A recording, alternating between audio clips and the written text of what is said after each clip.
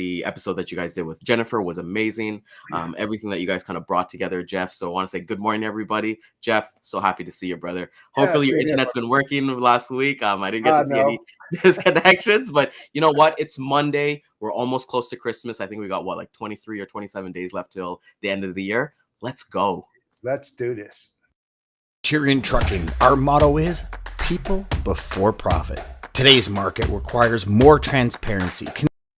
To the HPLS podcast.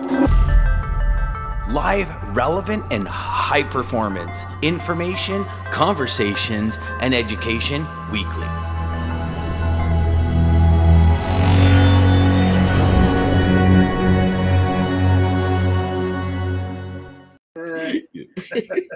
You know, there's got to be a little technical. Myself, man. Yeah, he's back. He's a little rusty. You know. You got to kind of go from there. But just want to say good morning to our homeboy, Daman. So happy to see you here this morning. Morning. Lisa, amazing to see you here this morning again. So, you know, like I said, I was taken out last week, but you know, I'm back ready for it, and I think we'll be able to bring a lot of value as we're kind of going into the holiday season. Jeff, how's your weekend, my friend? What'd you get up to? Oh, it was great. Went and saw a comedian on Friday night, went out to dinner on Saturday night, went to a casino, did very, very well. Yesterday, just sat back, relaxed, watched some football, you know, me time, you know, we got to have that kind of thing. How about you, man? How you feeling? You know, so for people who don't know, like I got for the first time in ever for me, I got COVID. So I knew it wasn't. I was telling Jeff off air that when I normally get sick, it's like usually 2 days: the cough, the sore throat, the fever, all that stuff, and then I'm good by like day 3, and I'm ready to bounce back. But every single day, I had like a different symptom. So I was like, you know what? Let me test for COVID. So I did test positive, and you know, it's been a roller coaster, but I think I'm over it. You know, kind of getting over to the. I'm still testing. I'm still checking every day, but still testing positive. But it's one of those things where hey man, it is what it is. So I'm a lot better to kind of see everybody back here this weekend. I wish it was as fun as yours, my friend, but I just stayed home, took meds, hung out, watched a lot of Christmas movies. Has anybody seen the new Santa Claus TV show on Disney Plus? Like that was pretty the awesome. Santa Clauses? Yeah, it's amazing. Yeah. No, I haven't. No, Alan, man. It's you guys got to check it out. You know, they're doing like a TV show, so it's not a movie. So it's been something that so it's like a series. Yeah, it's like a TV show. It's basically a 30-minute TV show. And the stupid thing that we kind of did is that there's 4 episodes out, and we watched all 4 episodes, but the 4th episode leaves on a cliffhanger. So we're like, oh shoot, why don't we just wait 1 more week, right? And then we would have got episode 5. But is that when the sleigh's on a cliff and the deer hanging off? What is it? I mean, you talk about Santa Claus and you can't be divulging. We're not sponsored yet. We're not Disney Plus. If you're listening out there, I'd love for you guys to be sponsored. You know, it's funny. I was just thinking about movies this morning, about iconic movies, and like I'm thinking about the movies that have been out in probably the last 5 or 6 years, and they don't seem to be as iconic as the movies as like when we were kids. Like, do you guys remember Something About Mary?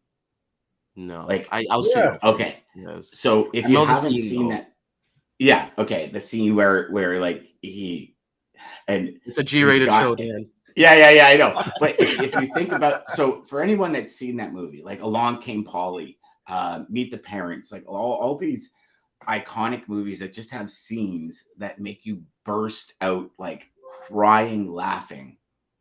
And I don't know. I'm looking at the movies we have today, and it's like they just don't do it. I mean, maybe that's why Elf is on every single channel coming up to Christmas, right? Because there's nothing like the old ones, man. Well, but when you first saw Elf, it was actually really funny. It's annoying to me now, but it was really funny. I was gonna say, I don't like Will Ferrell.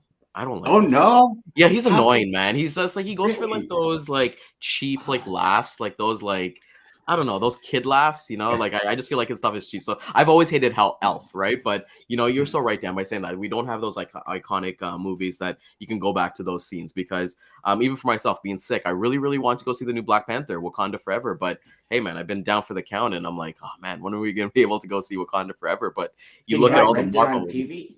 Sorry, can you not rent it on like Rogers or something? No. So it's still in the theaters. It's only been out for I think since mid-November. So maybe next month. I saw Black Adam's available to rent, but not Wakanda Forever yet. That was actually a disappointment. it was Don't say that. to me. I It saw was the to me. preview and I was like, nah. Yeah, I thought it was going to be much better. I guess I didn't really understand the whole concept behind Black Adam, but they've set it up Black for Adam. yeah. Not not the Black Panther, Black Adam. But I think they've set it up for a pretty good number 2 or whatever that they're going to have coming out. So whatever. Anyways, I don't know. I'll stick with Chevy Chase and Christmas Vacation, man. okay. So here I got a question for y'all. Mayhem Monday. What's your favorite sales movie? Okay, so I'll start with this one. So it's a tie. It's actually a tie between 2 movies. So for me, I got to go with the OG. Wolf of Wall Street will always be one of my favorite movies. Yes. Yeah, I just love what it's all about. Like basically start from nothing. But you know what? For me, I would say that's kind of like 1B.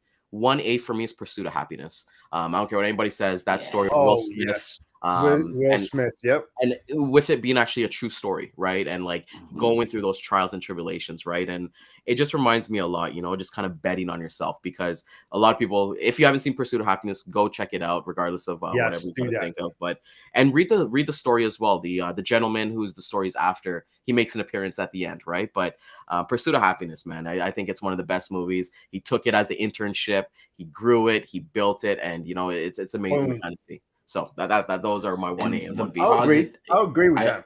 I would definitely agree with that. I think The Wolf of Wall Street, or I mean, the story behind it is insane. And then you have obviously The Boiler Room. Then you've got Glengarry Glen Ross. Like you got a couple, but definitely Pursuit of Happiness has to be number 1. A lot also because no matter what was happening, his positivity, right? You oftentimes, if you guys ever wondered when you're watching a true story in Hollywood, like what's real and what's Hollywood's put in, Lone Survivor was kind of the first movie where I asked myself, like what of this is really true and what isn't? And then you start finding podcasts that like Marcus Luttrell was on. He's saying, yeah, well, this isn't true. This actually happened when this, you know what I mean? And it's, you wonder, because in The Pursuit of Happiness, it's all about, like, he's telling his son, like, don't ever let anyone squash your dreams. If you really want it, you can get it. And like, remember when he was in the bathroom with his son sleeping and he's like holding the door closed with his leg, you look at those stories that really suck you into his life, right? And the positivity that this man maintained in the movie, I'm curious to see if that's the positivity that was maintained in real life, because that is unbelievable. I mean, you're at the bottom of the barrel and you didn't even bounce. Like you hit and you're like a dead cat. You slam, right? And yeah, I don't know why that now. Anyways, and still super positive and still of the mindset. Because that's everything, right? I mean, those are 2 wicked choices, Ryan. Wicked choices. Those are good. And the Pursuit of Happiness. And what's really funny about that, The Wolf of Wall Street, a gentleman that's going to join us on this show, he worked with him. And we don't have that much time to talk about it, but insane.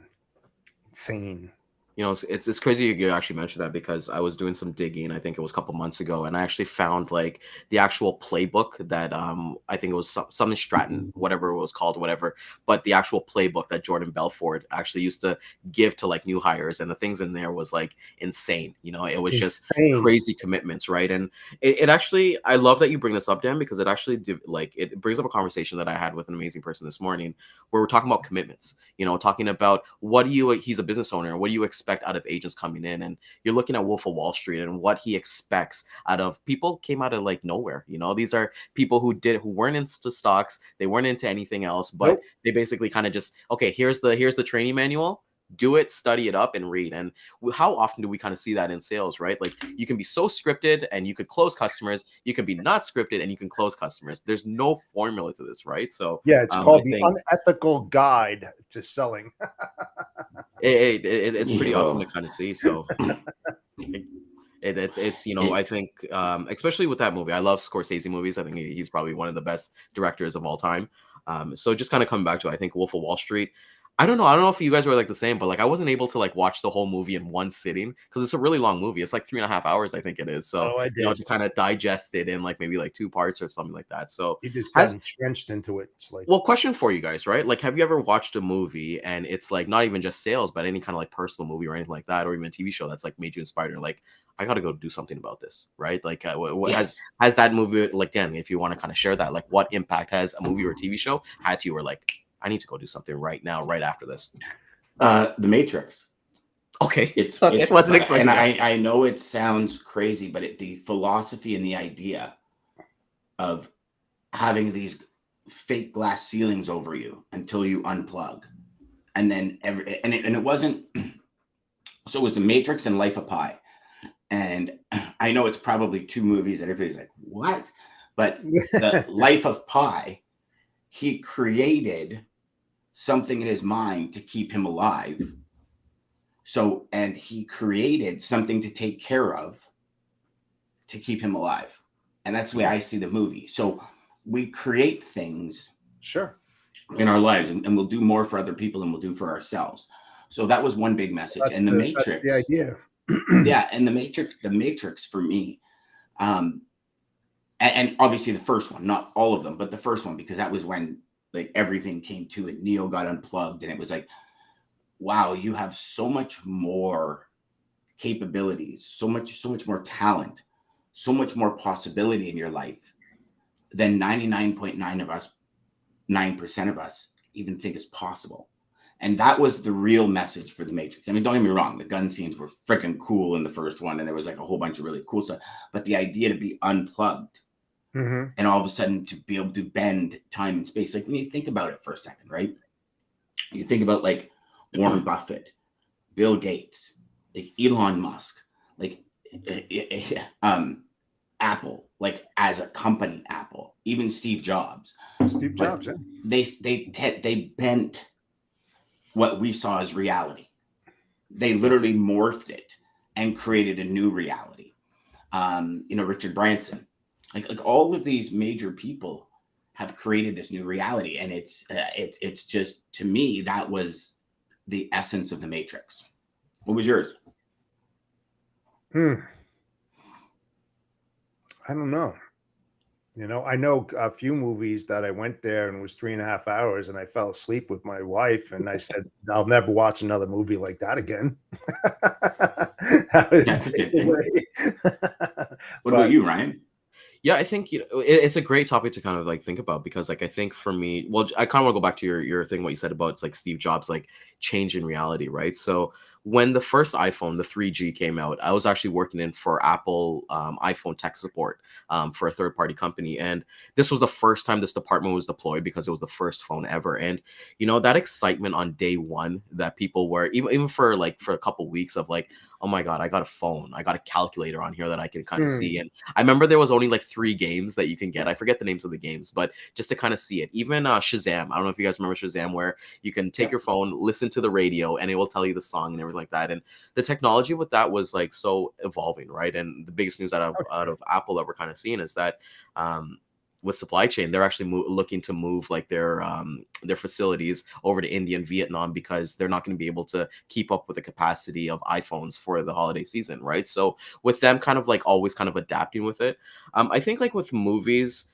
the first thing I always kind of do is like, I just, especially when it comes to a true story, I like to kind of Google the story and be like, okay, what's real, what's fake, and what they kind of added to the movie, right? And Agreed. it's, I don't know if you guys are the same, but it's like, it's weird to think about, right? Because you finish watching the movie, right? You see Arnold Schwarzenegger as Terminator. For that 30 minutes after the movie, I actually think Arnold Schwarzenegger is Terminator, right? There's no reality or expectation of like, hey, he's an actor or he's playing something. It's like, no, he is that guy, right? So I think for me, I like what you said about The Matrix, because having that pop culture influence, like, I don't know, that summer, man, was crazy. You look at MTV Movie Awards and everything like that. Everyone's doing that, like that flip back scene, and they got the trench coats and they do all that stuff. So I think when it comes to movies and TV shows, they can inspire you to kind of either be a time waster or they can actually inspire you to kind of do a little bit more.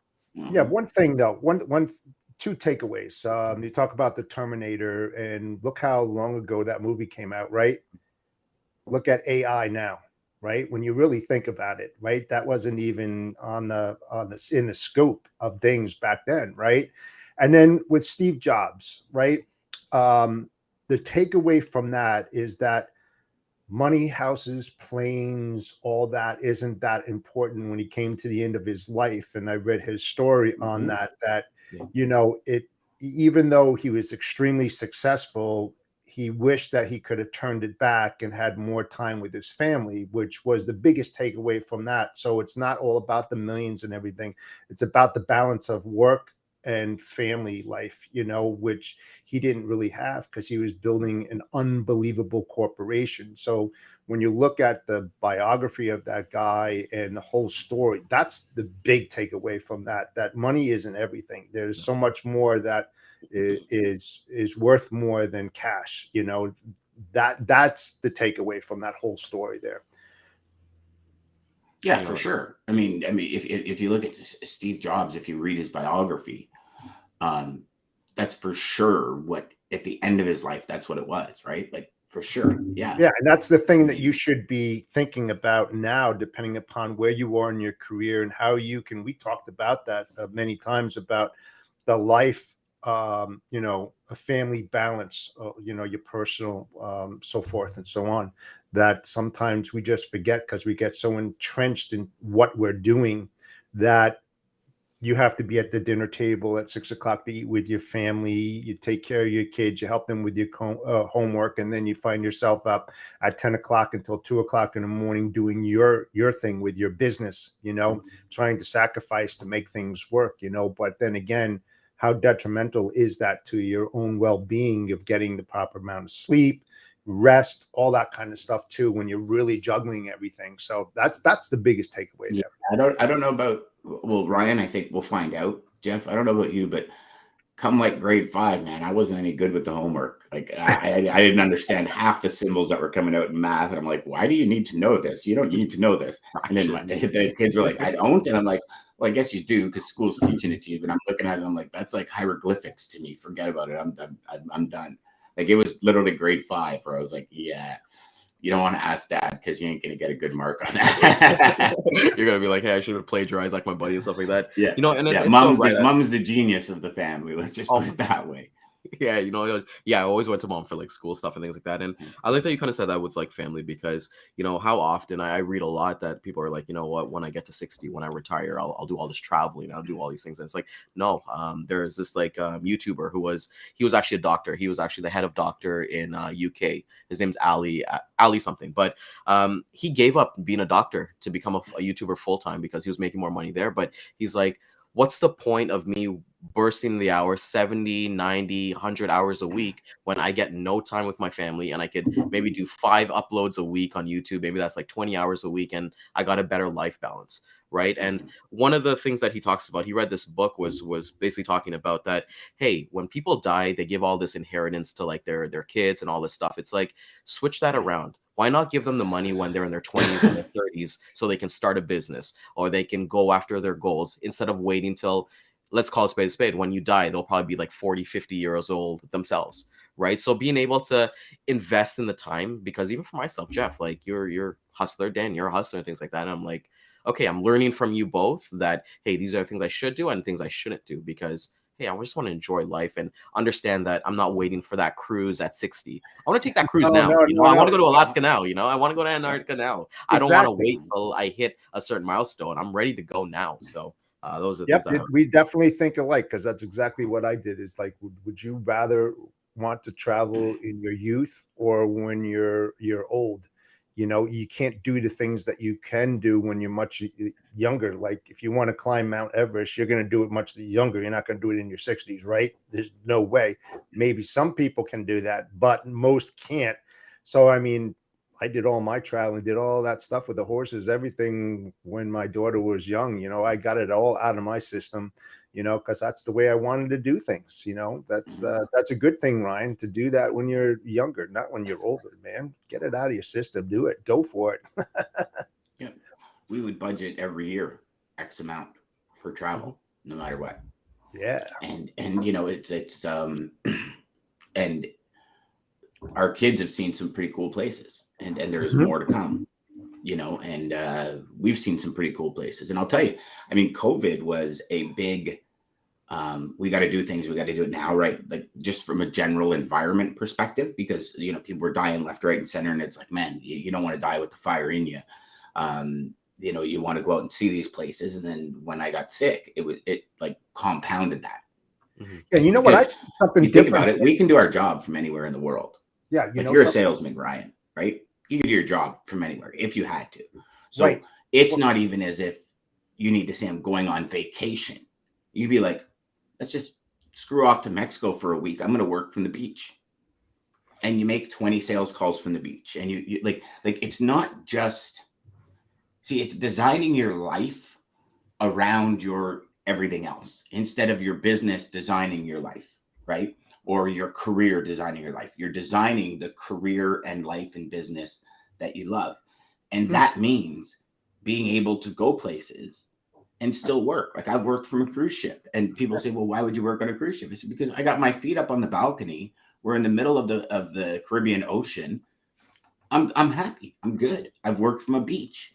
Like literally with, before wireless, where you had to like plug your headphones into your, and then you're like sitting right on that cusp where you still get the Wi-Fi from the resort, you know what I mean? But like Skype call, you do everything from anywhere you are. And it doesn't mean that you don't enjoy.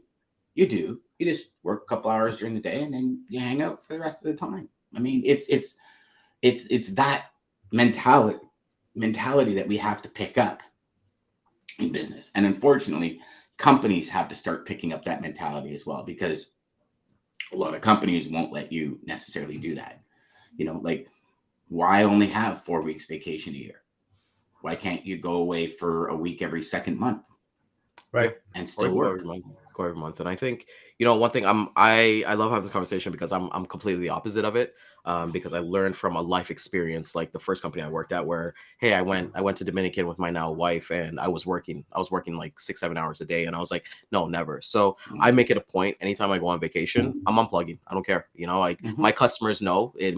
I don't just pick up and leave. Like if I go away for a weekend, that's completely different. But if I've planned, Dan, you said this many times, and it's so true. It's, people plan what they want to go for vacation more than their whole life. Right. And for me, when we're looking at a resort, my wife and I, this is months of planning. So this is not spontaneous or anything like that. So no, I completely unplug. I'm the opposite of it. I will tell my customers like right away, as soon as I'm leaving, like, this is what happened. Here's the backup plan. And it's important to have backup plans, right? Because if you're a cradle to the grave, then you got to bring in somebody to kind of manage your business, because your business will die if nobody's watching it. Because that's when another carrier who's been logistics professional has been banging their emails, for a chance. They just want one chance. And when you screw up and you drop the ball, then you open that opportunity, right? But that's another conversation to be had. But for me, when I go on vacation, I unplug, because I just want to be there like 7 o'clock. We have breakfast. We're in the pool getting day drunk all day. We're doing all these different things. And I leave my phone, my work phone, literally in our safe.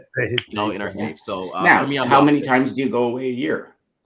We go away about 3-4 times a week. Sorry, not a week. My apologies. So if you went away 6 or 10 times a year, you know what I mean? Your perspective might shift. Yes. And I'm not talking working 6-7 hours. I'm talking you check emails, you check in with the office. Okay, I'm gone for a couple hours. I'll check back in at 4 o'clock. You check back. You know what I mean? It's what you decide it's going to be, because you obviously have backup and everything.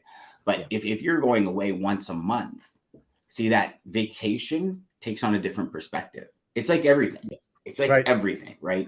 It's when I first started in the business, I was traveling 3 weeks out of a month. Right. And so traveling for business after about 3-4 months took on a huge different perspective for me. It was normal, right? It was almost like the routine for me was dropping my dog off at my buddy Darren's and going.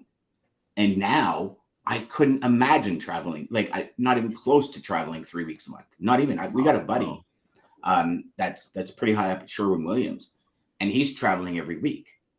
And they were over on the weekend, and it's like, and I'm listening to his schedule, and I'm like, not a chance would I do that. Not a chance. Not like not even for a split second would I consider it. I don't care how much money you would throw at me. It wouldn't happen. It would not happen. But then it's different perspectives, right? Yeah. And you maximize it, right? Just with Jeff, right? Remember when Jeff went to Dallas, right? He maximized that work trip. He was there for what, less than like 48 or 72 hours, but he maximized it. So Less than 24. there we go. See, and he maximized that completely, In and right? And out. that's the one thing that's really important to kind of see. Like even with Jeff, like you're kind of mentioning about like vacation. What does vacation and like time away look like for you? For myself, Yeah. it means everything. I mean, when I like I was saying before, every weekend we were gone with the horses or doing something. Every weekend I went on a mini vacation, hotels, everything, every Friday night. Or when I was showing dogs, I'd pack up my truck on a Friday night coming out of work, head up to London, Ontario, Canada, and go to a dog show, and then come back on Sunday morning. We were always That's a big traveling. weekend. Yeah, Yeah, that's a big weekend. That's a big weekend. Yeah. And I mean, I would drive straight through, the islands up there, get on the 401, head all the way down there, and then get there at 1 o'clock in the morning, wake up at 4:30, 5 o'clock, and at the site, showing the dogs all day long, and then head back that night. We were always doing that. My daughter lived out of our van. I mean, we were always doing something as a family on that. A lot of people didn't have that opportunity, and we did it for about 18 years. Yeah. So that's tough on the old body. Well, I'm just gonna say, like, we live in Ontario. You couldn't get me to drive to London, Ontario. So I can imagine, like, Jeff. But one thing that I've took away from Jeff kind of saying that is like, we're coming up to Christmas, and for yes, me, for the past couple of years, what I've done is instead of buying things for people, I give them experiences. And with experiences, you get that story. Being able to say, hey, I sent someone away for, let's say, to a Mexico trip or to a Cuba trip or something like that. They'll have more memories from that than let's say like the new iPhone. Like who cares about the new iPhone they got for Christmas? So I think for me, the big thing is like, chase experiences, go try new things. And even if it's like cost budget or anything like that, go on like Groupon. There's so many like discounted, new things you can try, and, go try new things with your family, with your friends and things like that, because you're going to remember those things more than, like I said, the new computer that you bought, the new, something that that gives you that 5-second pleasure. And then you're like, okay, what's the next one? Mm-hmm. Mm-hmm. You know what, Ryan, that you said that, that's pretty remarkable for somebody your age. I got to be honest with you. Yeah, that is that like my wife and I started talking about that maybe 5 years ago, like in our early 40s, where it was like, we want to start giving the kids experiences instead of stuff, because the stuff tends to break, or the stuff is used for 2 years, then they don't use the stuff anymore. And it's like an experience. And, our son was even saying the other day, he's like, even better, just give me a chunk of money that I can put away for a house. Just like our kids are grown up now. Like it's the things that they wanted are no longer necessarily that. Like we got our son for Christmas a trip to South Carolina to go golfing with his buddies. So he's going to remember that experience, right? And that's what we've been doing for the last couple of years is what is the experience they can learn from this and take away from it. Not necessarily learn from it, but take away from it. And, as a parent, my wife and I are always trying to add those kind of little life lessons in it where the kids learn something. So it's like, if we go away, what are we going to do? Like, so when we went on our cruise, it was like, okay, we went scuba diving here, where you can go through a lot of the ruins in St. Martin and this and that, right? Like, so they learned something, like these ships were actually sunk in wars, and it was like, oh, this is, and then the people on the boat are like telling you things, and it's like, oh, this is pretty cool, right? So those experiences we found were tenfold, because we'll still have dinner, and this was like 7 years ago, and we'll talk about it. Yeah, exactly. And that is super cool, right? Our daughter doesn't talk about the princess castle we got her that took me 6 hours to put together. She doesn't talk about that princess castle. You know what I mean? And it's and as your kids grow, and you'll see this when you have kids,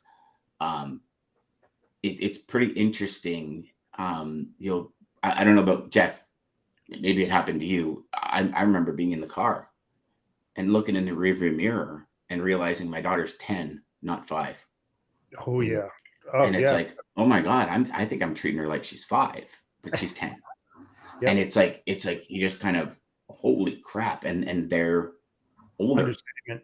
and then all of a sudden they're 20, and it's like, what the hell? Like, and you kind of look at yourself, you're like, what just happened? Because it's like it feels like it's like this. It's crazy. It's crazy. Absolutely. One thing we did forget about, and there's not really any Oh transition my for God. it. Nice. I know. Sucker. Boo. I know. I'm thinking, and in the back of my head, thinking, how in the hell am I going to transition into this?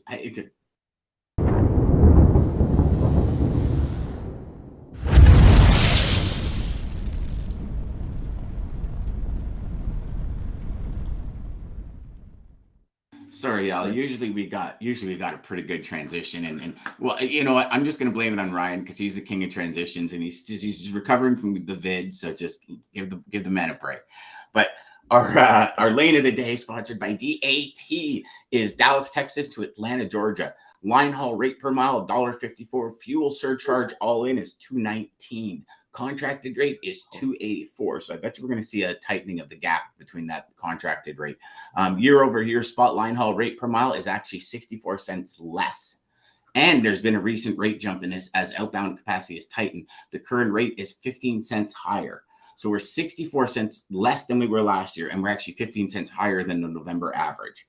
So that's your DAT lane of the day. And again, apologize for that horrible transition into that Yeah, one. that was. But if y'all notice, Ryan spelled his name wrong. So the transition, or do I spell my own name wrong? What? Yeah, I'm just saying. No, I got a message this morning, 2 minutes before the show, saying, "Hey, are we having a show today?" So pull up Lisa's comment there. I think that's so remarkable, and I think it's something that we all should kind of like look towards, right? And she kind of says here, no, the last one, the podcast one, that one was spectacular. I think is it or a podcast? Yeah, that one. Yeah. So Or podcast happened to her, and she jumped up and sent an email. So we're kind of going back to the thing of like, has there been a movie or a TV show that made you take action or do something, right? And now she's heading to Rwanda with the founder of a company that she reached out to, right? And it's amazing kind of see. So congrats, Lisa, first of all, for doing that, because you're able to. You don't know what our industry can bring. Like look at that. Like hey, she's going to Rwanda. Think about that. Like ask Lisa. Like Lisa, have you ever been to Rwanda in your life? Probably no. Right. And being able to take action from that's remarkable. So kudos to you, Lisa. I thought that was. And Daman says an agent is building build a business versus building a job. Just make that decision on where you want to see yourself in the future. Be prepared to put in the work to make it happen. And absolutely, that I think is the fault line. Right. And if we look at this, it's, everybody has these dreams and desires. Lisa says, nope, never. It's going to be a pretty cool experience. Everyone has these dreams and desires. They say, I want to do this. I want to do that. But when they realize the amount of work, the amount of effort that needs to go into it, I don't know. For me, I see this instantaneous idea where it's like, I'm going to create this, and like within 3 months, I'm going to be filthy rich. And then it doesn't happen, and they get down, and then all of a sudden they're back to the norm or whatever. Not right? Going to happen. It's like Daman says, you got to put in the work, and you got to work, and you got to work, and you got to work, and you got to work. And that doesn't mean 24 hours a day. No. That just means, Jeb Blunt says it great in his new book, Selling in a Crisis. And we're going to be actually having Jeb Blunt on the show on the 23rd. Nice. So it'd be a great show. But one thing he says is, like, here's the thing. There's golden hours. And what you do and how you show up in the golden hours is what matters. Because the reality is you're in sales. Come 6 p.m., there's very few traffic managers answering the phone. Now, you have an argument if you lived on the East Coast, because I used to do it. I'd be at the office till 8 or 9 p.m. because I'd call the West Coast. Right. You can do that, right? Yeah. You can do that. But if you do, and Ryan, I'm gonna shout you out on this, because you were one person that from day one, when I asked you, what keeps you up at night? And you said, Dan, nothing. I work as hard as I can during the day. So when I put my head down at night, I know I've done my best. And shout out to you, my friend, because out of all of the people I've asked that question to, You were the one that changed my mind on what was possible during the day by just saying that to me. So thank you. And it's true. When you do absolutely everything you can, and you just put your heart, your soul, everything into your career and what you want to build and what you want to achieve during the day. And I don't care if that's for 3 hours because that's all you can work because you have something else going on in your life, or if that's 6 hours or if that's 8 hours. But when you're in it 1,000%. Yep. You can always walk away with your head high and always walk away knowing you've done the best you can do and you've skilled up. And that's really all life is don't look for the shortcut. Do the work. Make it happen. And now, some people say, well, Dan, there's shortcuts. Yeah, there is. I'd much rather lynch onto somebody that's been there before and get it done in half the time. But I'm learning from their mistakes, right? This is where coaches come in. This is where mentors come in. This is where, communities come in. This is where programs come in because you're like, well, I've never done it before. Well, they have. Yeah, absolutely. So I would much rather model what works and take that or shave that time off, not the shortcut. Yep. But I'm talking the shortcut where it's like, well, kind of like in trucking, shortcut safety. Eventually something's going to happen. And it's going to be bad. Oh yeah. It's just a matter of time. Right. Yeah. So that's my 2 cents for the Monday, boys. Yeah, no, I think one thing, especially when you're talking about Jeb Blunt, if anybody hasn't read Fanatical Prospecting, that's where it comes from. So like if you're kind of like in a slump or you're kind of going through something, read that book or even listen to the audiobook on Audible. And he talks about that. You protect your golden hours no matter what. You turn off your email, you turn off Slack, you turn off everything, and you practice on those fundamentals that you put in the work every single day. And when Dan, you kind of mentioned hey, what keeps me up at night? And it's I used to be so stressed. So this wasn't my mindset from day one. I used to be so stressed, especially my first 2 jobs. Like, oh my God, am I going to get fired? Did I make enough calls? Did I do this and whatever? And then when I started understanding hey, you got to control the controllables. And we talk about that a lot. So I won't get into it, but it's like, I've given okay, I was away sick last week. Like I was literally in bed all day, but hey, if I sent out one email today, that's a win for me. If I did one phone call with a raspy voice, that was a win for me, right? And it's these little things that they compound. We're looking, like we said, we got only a couple days until the new year, and then when you write down your goals, a lot of people are gonna have the same thing. Hey, I want to lose weight. Okay, no, change that mindset. I want to drink 2 liters of water a day. I want to eat a high protein diet every single day. Those are the actual tools to actually get you to what your actual main goal is, right? So thank you for sharing, man. I think it's awesome. I love how we deviated from your favorite sales movie to this amazing discussion, but it's awesome to kind of see what this actually takes fold and having a genuine conversation with you, gents. Well, something just real quick. It's all about mindset. There's a huge difference from I want to I will. Yeah. Huge difference. Huge difference. It's I want to lose. No, I will lose weight. You got to. And Jeff, I don't even know if it's that. It's I will make 2023 the year where I'm in the best physical shape of my life. Because losing weight, you can disperse weight in different areas and still be very healthy, right? Right. If we get into this whole diet thing, it's a lifestyle change. It's not a diet. And I think it's a lifestyle change in business. If you want to go after that goal, it's a lifestyle change. You have to say, okay, I'm getting up and I'm going to be at those golden hours, like Ryan said. And, Ryan, when you were talking just there, I've realized I've got a big thing to work on. Because for me, I've lived it for the last couple of months. I'll send one email. I'll do one meeting. And I'll wake up, I'll go to bed at night going, I didn't win today. And you just changed it where you're like, man, if I got one email, it's a win. And I need to change that mindset because there were times over this year where I was incapable, no matter what. You'd have to put a hockey stick down my shirt and duct tape me up just so you're, you're standing straight. And I felt if I didn't get A, B, C, D, E, F, G, H, I, J, K done, it was a loss, and I was a loser, and that for me, for anyone going through that right now, I feel your pain because it is so tough to change that perspective. unreal tough. I'm still having a huge issue with it. And I'm actually really jealous that you just said, I sent one email. I'm like, that's a win, man. Well, I wish I could. like it brings up something that you just said maybe like 5 minutes ago. Like we're talking about logistics, right? So you're going through the struggle. This is where you find somebody who's been through it. You go through their blueprint and you latch onto them, right? And that's exact. And then they take you to the moon, right? So it's just not logistics. It's just not sales. It's our personal life. Like even for myself, it's like, how do I be a better husband? How do I be a better son? Be a better brother? Well, there's so many resources out there that I can go and find and go from there and just take it one day at a time, and that's what's important. Like as kind of Jeff kind of talking about, like, the mindset is extremely important. So it's everything. Just understand we're a work in progress, man. That's the one thing that keeps me going, guys, is like I'm an ongoing student. I'm never gonna be perfect, and like Jeff says, like you're never gonna get to the top of logistics and that's it. No, you always have to kind of like just be continuously learning every single day. Yep, every single day, man. Every day. Beauty. Take us out, Rye. Let's do all it. right. I know you brought us in here, brother, but I've been doing the whole since you've been gone.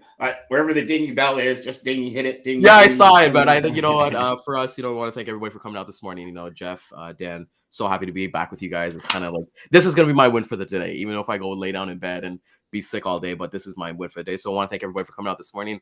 Lisa, Daman, love seeing you guys active in the comments. Looking forward to seeing everybody hit the replay at 12 and 3 p.m. Eastern time. Make sure you like, comment, subscribe, share this with somebody who you think that, hey, maybe they need to see Jeb Blunt's new book, or they need to hear about Dan's favorite movies, or hear about Jeff's treks to London, Ontario every weekend.